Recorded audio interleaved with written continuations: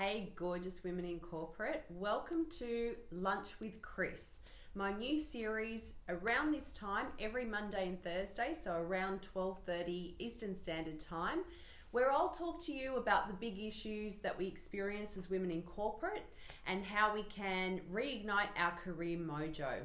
So today I want to talk to you about what happens when you're in a role or a department within an organization and you are not bringing in the bacon, so you're not in a profit generating role. Hey Jeanette, thanks for joining me.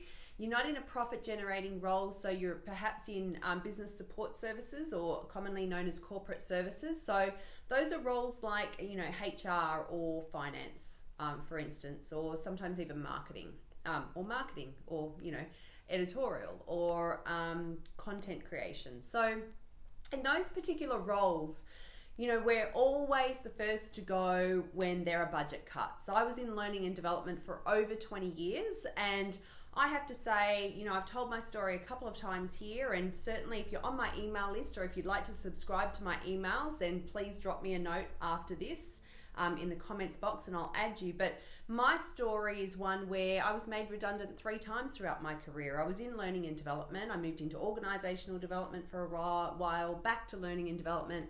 And it's one of those functions within human resources where you're not making money. So you're constantly having to prove yourself and prove your worth, and how you impact the bottom line. You're constantly having to put yourself in front of people and prove the value of what your department or what your role is producing.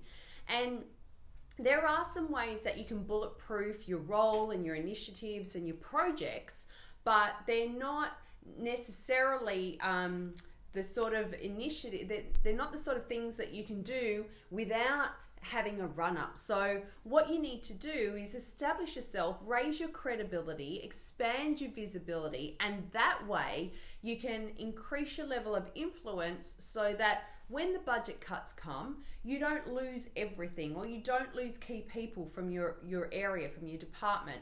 In learning and development, certainly I've worked in a few large organizations where I was the only person in the role, but I've also worked in some organizations where I had peers who were also trainers, who were also learning experts. And in both situations, what you need to do, either as a team or as an individual, is really constantly reaffirm your worth, constantly reaffirm the value that you provide. If you can do that, then if you can do that at every opportunity, if you can do that in every meeting, in every conversation, talk to how your particular function helps the organization live its values, achieve its mission and vision, and how you're contributing to more streamlined processes and systems that help the organization to cut costs or to increase productivity and efficiency. And so when you learn to articulate that in a business sense, we all need to learn the language and the verbatim of money and of finance. And as women, we're not necessarily attuned to that. And there is something always holding us back from doing that stems from the patriarchal environment that we either grew up in and or work in. So it's really valuable lessons and valuable experience for you to be able to talk the language of money and talk about it in a way that is not fearful, that is not worried, that is not concerned. But if you get in the game and can talk constantly about the dollar value you're providing to the organization or to your department or your team, then you're able to leverage off of those conversations when it's time that the budgets are reviewed, when they're established for the next year, or when there are budget cuts. The last thing you ever want to do is be in a position where you're the sole person in a role, like I was, and you're made redundant because people are unaware of the value that you provide. One of the largest questions that is ever asked around the exec table when they're looking at budget or in boardroom meetings, in monthly board meetings, one of the biggest questions that's asked is, is this cost worth it? Why is this costing us this much?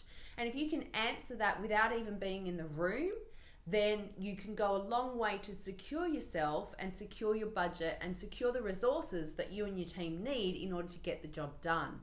So I've spoken in a few previous videos, both recently and over the last few months, about how you can actually promote your worth and promote your work. So promote your great work and promote also your worth and your value and your contribution to the organization. And it's through things like constantly getting feedback from the people around you as to how you're going. You know, we so rarely do this. In small business, we do this all the time. You know, solopreneurs and entrepreneurs, we do this all the time because we understand the value of marketing, and social proof is one of the easiest ways for you to market yourself, market your services, what you're worth, the value you provide, and the results that your clients get. And it's really no different in when you're paid as an employee. And when I first learned this and I understood how to apply the principles of marketing from small business or solopreneurship, when I learned how to bring those principles into the workplace and help me and my team to articulate our worth, it was an absolute game changer. It's an easy enough thing to do for you to just survey people. You know, you can either use tools like SurveyMonkey that are free for less than 10 questions, or maybe your organization already has a SurveyMonkey account, so check with marketing. And there are lots of other tools that you could use to survey. Now, LinkedIn, for instance, has polls that you can use, and lots of platforms use polls. So you can quite simply and quite easily set up a very quick survey of your internal clients and or your external clients and get them to articulate what the value is that your role or your function or your department provides.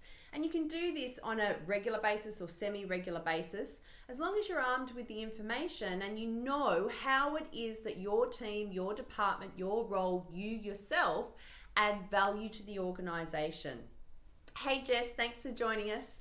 And then what you need to do is just collect that information and then be a marketer. So put a marketing hat on and understand that when you're in front of people, that is your opportunity to sell yourself. I spoke on an earlier video or an earlier live this week about selling yourself, how we are all in the business of sales.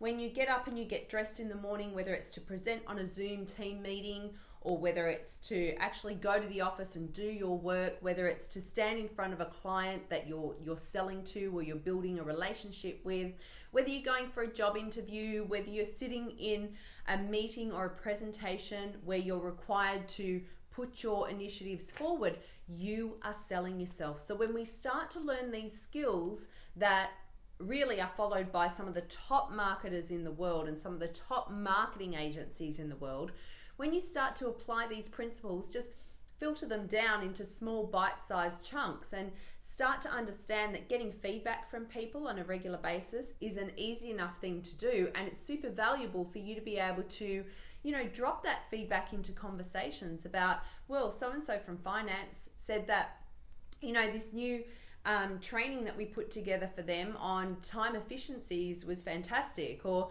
you know, so-and-so from marketing said that the new reports that we've devised for them, being finance, have really made their life easier in terms of managing their budget and managing their suppliers. So when you can put that information, drop that information anywhere, you know, you might have an internal platform, you might have SharePoint or an intranet where you can feature your department, you know, on a semi-regular basis. Speak to whoever owns that page or that platform and see if you can start to introduce the rest of the organization to your team or your function or your role and what the value is that you guys provide. And then you can start to use that feedback, both written and verbatim. Use that feedback and start to position yourself so that people are constantly aware when your name or your function name comes up. People are constantly aware of the value that you provide. They're constantly aware of how you're helping the organization to do one of two things. It's only ever one of two things. How can we reduce costs, or how can we improve income? So when you're able to do that, and people, when they hear your name or when they hear about your function, they automatically, unconsciously make a connection between you and the last big thing that you released, the last big win that you got, the last big way that you contributed to the organization doing one of those two things. Then it sets you up and it positions you to be able to ask for what you want in a more articulate and confident way.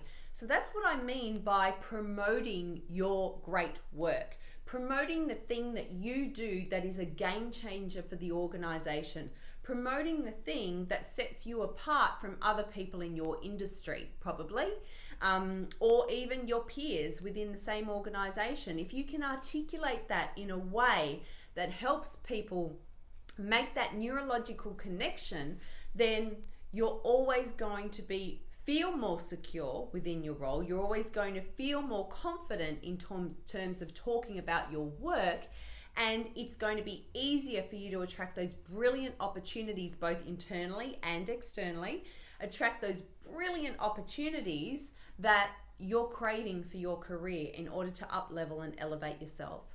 So I just wanted to share that with you as something that is really valuable on this Lunch with Chris, on my Thursday Lunch with Chris. I just wanted to share that with you as something as being really, super valuable as a tool, as a strategy that all the big players in marketing use. And you can bet your bottom dollar that your marketing team probably use it as well. If not with your internal clients, then definitely with your external clients and customers. And so it's a really great strategy that if we break it down into simplicity, like, running a survey or, and the thing is, I'm just going to go off on a tangent a little bit here, but the thing is, in corporate, we're used to, some of us are used to 360-degree surveys where we get our manager, our direct reports, and all of our peers, and sometimes our suppliers to rate us, to survey us. Right? How does Chris perform in the role? How is she with interpersonal skills? How is she with productivity? How is she with effectiveness? Or it could be more behavioral based. So there's a variety of tools that you may have been exposed to. They include, Herman Brain. Hey Nikki, thanks for joining us. They include MBTI, they include DISC.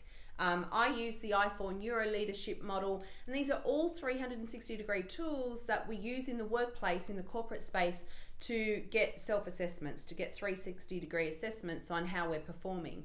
So we're familiar with getting that on a formal basis when it's initiated by someone like your manager or HR, but you can be pivotal and you can be influential in introducing a way that everyone in your organization speaks truthfully about their work and is able to confidently promote their great work. But it starts with you, and I really want everybody in my community to start to talk more confidently about the great work that you do, because then you'll be able to elevate your credibility. If that's what it's all about.